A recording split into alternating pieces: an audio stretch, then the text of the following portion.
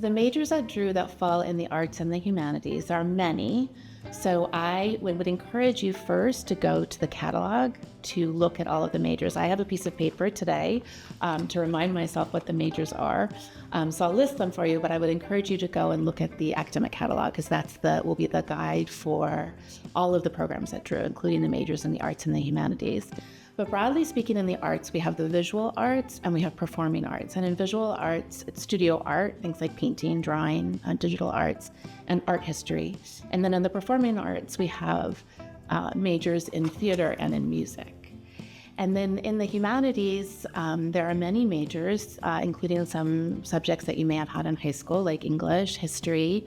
There are also the languages. Students study the literature and languages, French, German, Italian, Spanish, Chinese. There are also some majors that you may not have had in high school, and I would encourage you in particular to look at those majors. I'm thinking off the top of my head, Africana Studies, philosophy is a great major at Drew. Many students have not had philosophy in the past, as well as media and communications. And some of these majors you will also find to have a great deal of overlap between the arts and the humanities, especially media and communications, which has a significant humanities component as well as a significant arts component.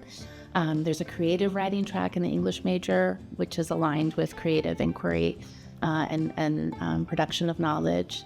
And then there are also some majors that have significant humanities content that also overlap with the social sciences or the sciences, like environmental studies and sustainability and women's and gender studies. So I mentioned so many of those majors. There are also minors associated with all of those, as well as some pretty important big minors that you might consider, like the dance minor, musical theater minor, museum studies and cultural management minor. A really popular minor is a photography minor. So these are just a kind of a handful of the minors that we have as well.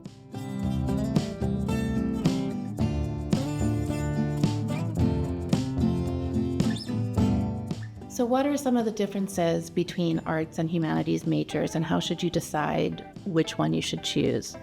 So I would say that typically students coming out of high school have a pretty good sense of what they're good at and what they enjoy. And your major is going to be that kind of ideal overlap between things you're good at and things that you enjoy. And so what I would encourage students to take a course in their first semester in an area that they think they might want to major in. And what you'll do in the summer is you'll meet with a summer advisor, and that summer advisor is one of many advisors that you'll have at Drew in your first year. I'm one such person, right, talking to you on this video, but also in the summer, you're going to meet a summer advisor, and that person will be a great resource for you. Once you start in the fall, you'll meet a Drew seminar advisor, and that person will be a great person to help you think about how you might fulfill what you're most interested in at Drew. So I encourage students to take 100 level classes in what they think they might want to major in, and then meet with the professors of the classes that you're most interested in.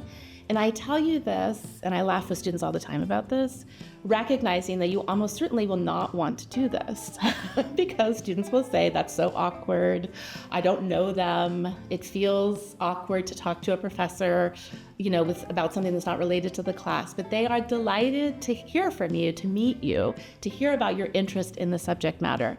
And when you meet with the professor in the classes that you're interested in, and once you meet with the professor, they can tell you about other paths that students have taken. So I'll tell you one story about a student I had in an art history class several years ago who was interested. He came to Drew to study international relations and decided that he wanted to make a change in his first semester. And he said to me, I'm actually not interested in art history, which is what I taught, but he said, I'm interested in photography. And we talked about the ways that students have fulfilled that interest in photography in the past. And so we talked about the photography minor, which is a very clear connection to photography, but we also talked about the media and communications major, which he hadn't really thought about that in the past because he hadn't really taken courses in that area in the past. And indeed, he ended up changing his major to media and communications. So a professor in the field that you're interested in can help you see what's possible. They can talk with you about what other students have done, about internships, about potential careers. So however intimidating it may seem, your professors are delighted to talk with you if you're interested in that field. I would also say too that take one course in an area that you're interested in, but remember that you might not have all the information you need in your first semester to choose a major. And you might need to take the whole year. And we don't permit students to declare the major in the first semester. We want you to take a little bit more time to explore the fields that you're interested in. So you're taking, 7 or 8 courses in your first year at Drew. So explore things that maybe you didn't have in high school, like philosophy, like media and communications, like Africana studies. Think about what, as we say to students often, you have to acknowledge what you don't know. In making a decision, what do you know? I'm good at art. Well, what about what I don't know? Might I enjoy podcasting? Might I enjoy studying ancient philosophy? That's information that you need to make a decision about a major. And you might not have that information in your first semester, and almost certainly not before you even start college. So I would encourage students to kind of take a step back, relax a little bit. Everyone's asking you what your major is. It's fine to say, I haven't decided yet.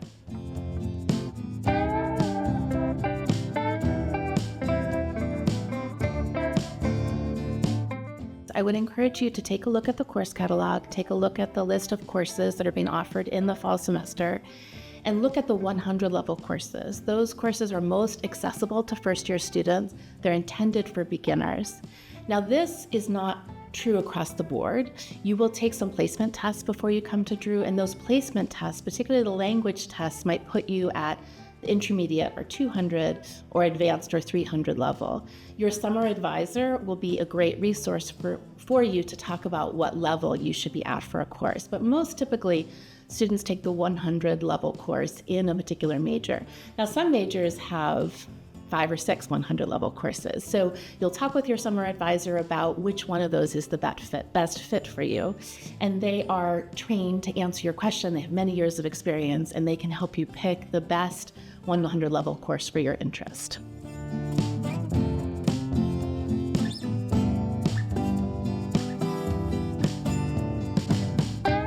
So 3 opportunities to pursue once you have declared a major in the arts and the humanities. I would say the first step should be to find your people, find your cohort, find the other students who are interested in this major.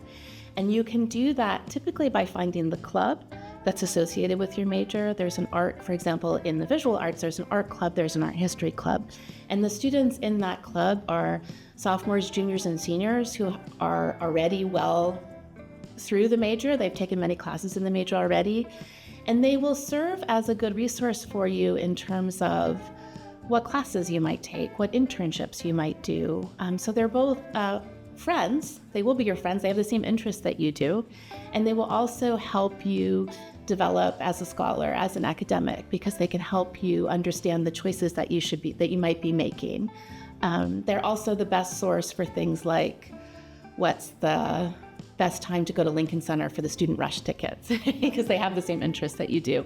These are the students who are going into the city to see plays on the weekend, to go to art galleries on the weekend. So you want to find those groups. And there are many clubs at Drew, and I encourage you to find that kind of cohort of students. And the second opportunity I would encourage you to pursue is what we call at Drew an immersive experience. And an immersive experience is a requirement. You have to do 2 of them over your 4 years at Drew. But most majors at Drew have immersive experiences associated with them. And immersive experiences are kind of out of the classroom opportunities to develop an in-depth and perhaps unconventional, beyond what's possible in the classroom, knowledge of a particular subject. So we have 7 New York City semesters. 4 of those New York City semesters are in the arts and the humanities. So I would encourage you wouldn't do those typically until you were a junior or senior, but take a look at them. If you are declaring a major in studio art, you might look at the Museums and Cultural Management New York City semester. You might look at the semester in contemporary art. If you're declaring a major in theater, think about the theater semester, the media and communication semester. Other opportunities for immersive experience are study abroad. Drew's London semester is one such program, a great program for students in the arts and humanities. And you can meet some of your requirements in the major in London as well. You can also meet an immersive experience by taking what's called a community-based learning course. And there's one community-based learning course offered, for example, in the fall in the English department. It's on banned books. And the students will be reading banned books. They'll be looking at the history of banned books. They're going to attend community meetings to talk about why books are banned. They'll work with community organizations that seek to resist the banning of books. So this is an example of a course. It's a typical academic course, but it has a component that's immersive, that's kind of out of the classroom, that's a more sustained study of a particular topic. And then there are also internships are also immersive experiences. So there are many options for immersive experiences, but they're the kind of the special thing about a Drew education. They make a Drew education different from any other school. And so I would encourage you to seek those out. And then finally, my third piece of advice is one in terms of an opportunity for students to seek after they've declared the major, is one that I often reiterate to students, is keep looking. It's wonderful that you know you're a theater major and an English minor, and I'm so happy for you that you'll get to study that all 4 years at Drew.